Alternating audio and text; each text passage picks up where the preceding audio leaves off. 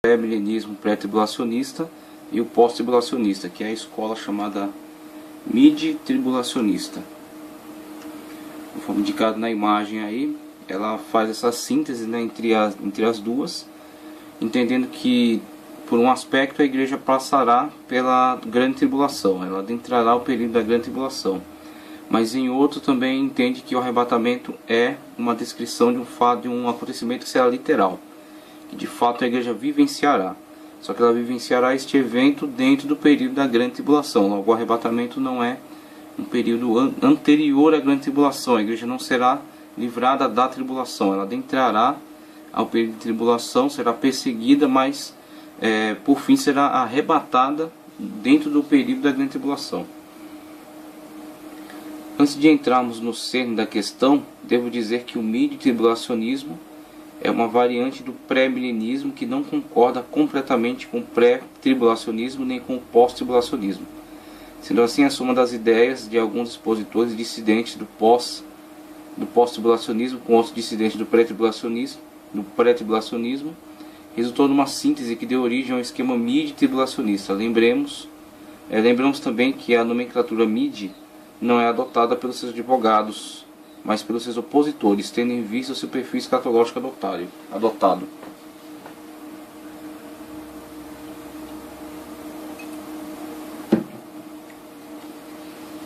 O aspecto histórico dessa escola é: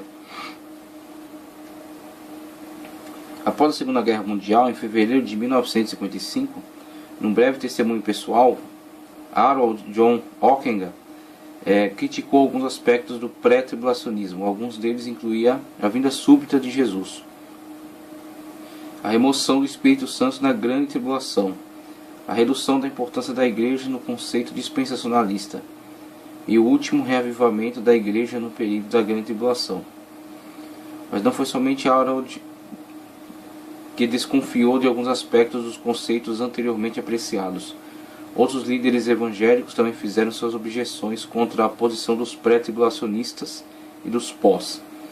O mid-tribulacionismo ensina que a igreja estará presente na terra durante a metade dos 7 anos previstos em Daniel 9, 24 e 27, antes de Deus desencadear sua ira sobre os habitantes da terra. Então, logo, os mid-tribulacionistas, eles visualizam a entrada da igreja por esse período chamado, também pode ser chamado de falsa paz, os primeiros 3 anos e meio, quando o anticristo estabelece o seu governo mundial, tá certo? Ele expande seu governo pela terra, implantando sua marca e sua forma de governo, né? Então aqui temos o período da graça, o período da igreja, e o pré-tribulacionista entende que a igreja será arrebatada aqui nesse período. O pós-tribulacionista entende que a igreja adentrará, vivenciará todo o período de grande tribulação, tá certo? Tendo algumas vertentes que, a maioria das vertentes entendendo que a igreja adentra a glória por meio do martírio, e uma delas defendendo que na verdade haverá um arrebatamento ao final do período da grande tribulação para aqueles que restarem da perseguição. Já o mid-tribulacionista, ele é dissidente tanto da escola pré quanto da escola pós. Ele entende que dos dois conceitos tem algum elemento verdadeiro. Tanto entende que a igreja adentrará pelo período da grande tribulação, mas na verdade o primeiro período somente, chamado falsa paz, como também entende que haverá sim um arrebatamento e será ao final desse período. A igreja será arrebatada, tá certo? Antes de entrar no período chamado grande tribulação, quando a totalidade da ira de Deus será derramada sobre os ímpios, tá certo? Sobre o governo do anticristo. Então esta é a vertente chamada mid-tribulacionista. Um dos aspectos principais do mid-tribulacionismo é afirmar que os eleitos descritos em Mateus 24, 22, Marcos 13, 20 não se restringem aos judeus, mas a todos os santos, podendo também incluir os judeus convertidos a Cristo. Alicerçado em 2 fundamentos, Buswell fez o seguinte argumento: em primeiro lugar, tanto o Evangelho segundo Mateus como o segundo Marcos foram escritos após as epístolas de Paulo, que tratam do assunto. Nesse caso, o tipo de vocabulário utilizado por Paulo, bem como seu significado, era bastante comum e familiar aos leitores daquele tempo. Sendo assim, é de esperar que Jesus tivesse a intenção de referir aos escolhidos o povo judeu. Mateus e Marcos deixariam isso bem claro. usando um termo apropriado para não confundir com o tipo de escolhidos frequentemente mencionados por Paulo, como por exemplo Romanos 8,33, visto que tanto Mateus como Marcos também estavam familiarizados com a expressão de Paulo. E isso não encontra em nenhuma passagem nos evangelhos citados.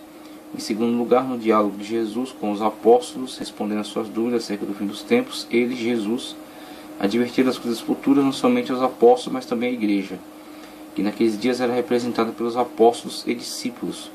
Jesus tinha o costume de incorporar referências à igreja inteira na pessoa dos apóstolos. Isso fica óbvio nas seguintes passagens: Mateus 28, 18 ao 20 e João 17, 20. Sendo assim, não é possível que Mateus 24, 22 e Lucas 13, 20, não é possível que ele tinha outro povo, os judeus, em mente. Buswell notou também um paralelo de ideia entre a advertência de Jesus aos seus discípulos em Mateus 24, 4 e 15, com a advertência de Paulo à igreja composta na sua maioria de gentios, em 2 Tessalonicenses 2, 3.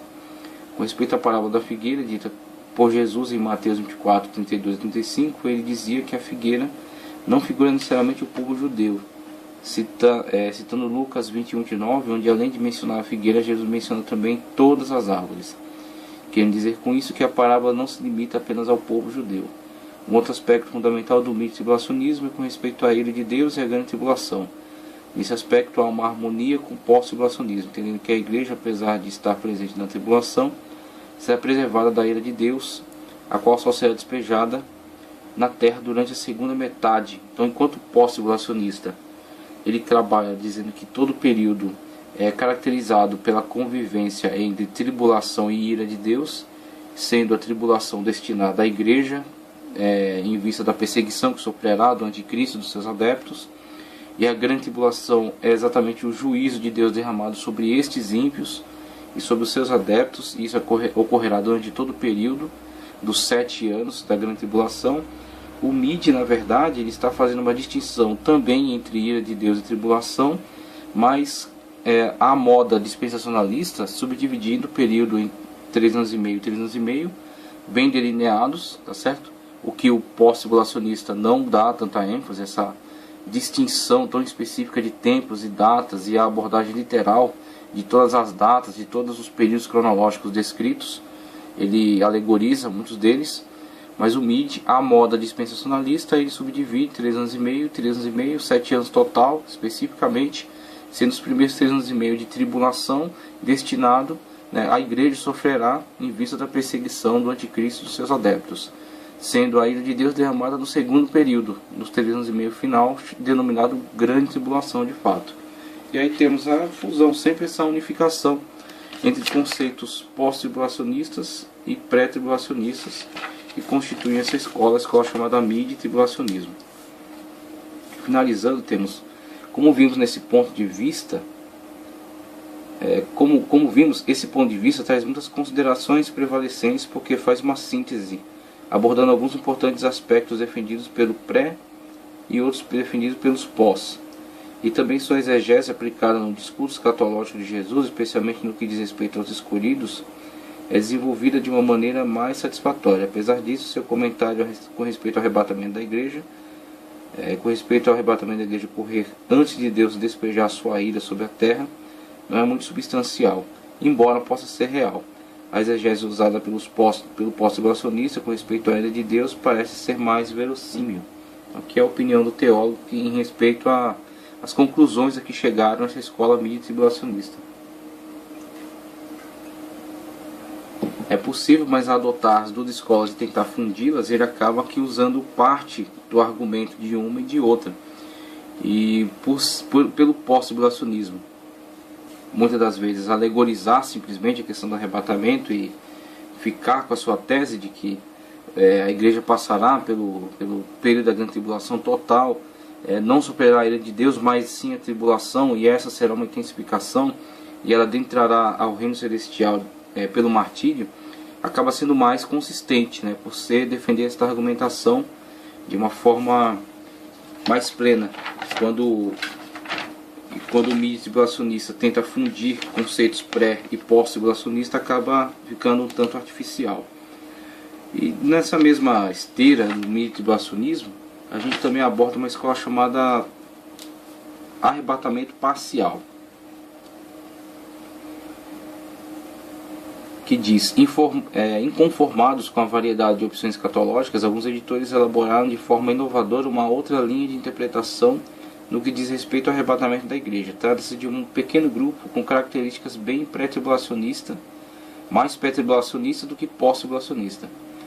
Pelo que me consta, o pai desse conceito foi Robert G. Govern, o qual expôs seu pensamento sobre o tal tema pela primeira vez em 1852. Mais tarde, George H. Lang, um conceituado escritor, abraçou a ideia e adicionou alguns comentários sobre o tema com muita propriedade.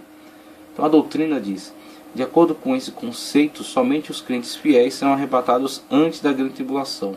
Os vacilantes serão arrebatados no meio ou no fim dela. Nesse caso, para aqueles crentes fiéis, o arrebatamento será pré-tribulacional, e para aqueles vacilantes, o arrebatamento será pós-tribulacional. Um dos pontos básicos dessa doutrina reside na ideia de que o arrebatamento é um galardão.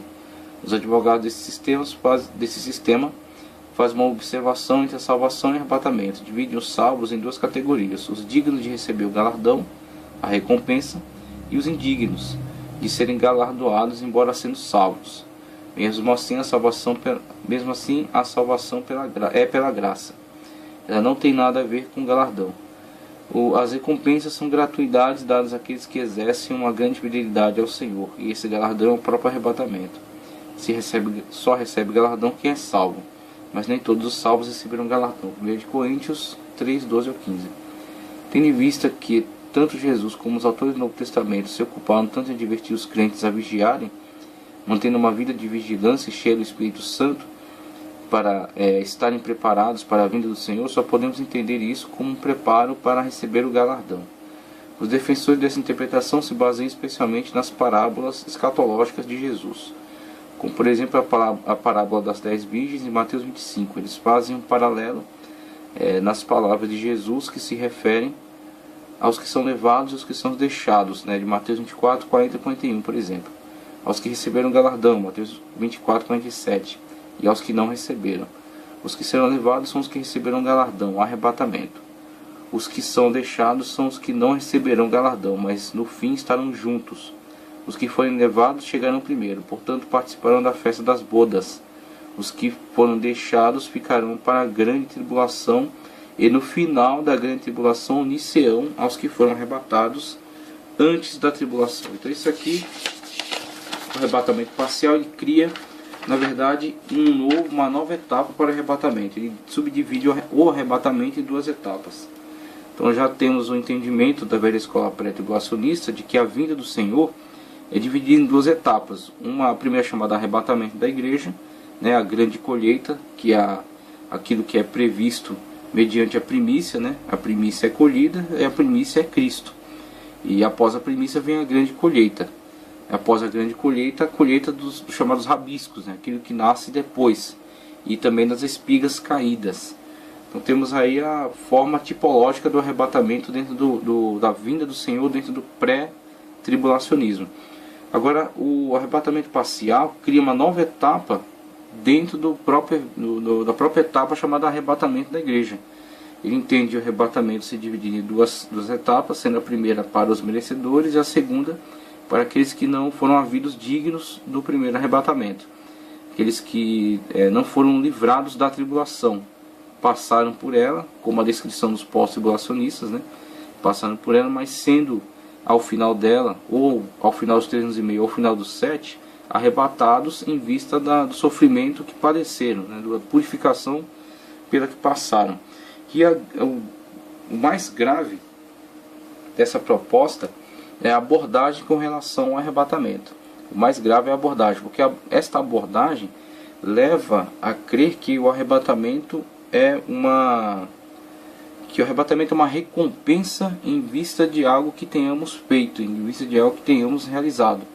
Então, na verdade, quando falamos acerca de salvação, sempre enfatizamos que são atribuídos a nós os méritos de Cristo. Então, o nosso papel em relação a Cristo é o papel de um escravo em relação ao seu Senhor. Submeter-se a Cristo para receber dele todo o bem, toda a salvação. Então nós estamos submetidos a Cristo. Aquilo que Paulo fala, não vivo mais eu, mas Cristo vive em mim. Então essa é a